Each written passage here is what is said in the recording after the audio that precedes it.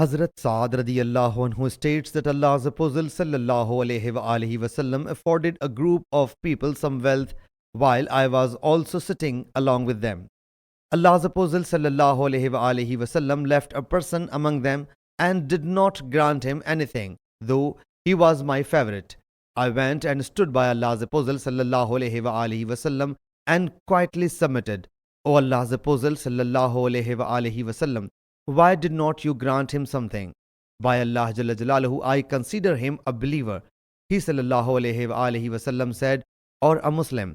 I remained silent for a while, but I could not help myself and submitted. O Allah's Apostle sallallahu alayhi wasallam, why did not you confer something on so and so? By Allah Jalla Jalaluhu, I consider him a believer. He sallallahu alayhi wasallam said, or a Muslim. I observed silence for a while, but could not help myself, and then I submitted. O Allah's Apostle sallallahu alayhi wasallam, why didn't you bestow so and so something?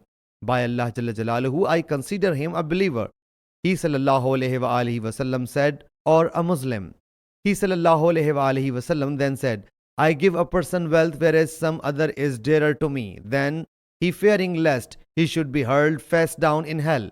Al-Wani's report mentions this statement twice.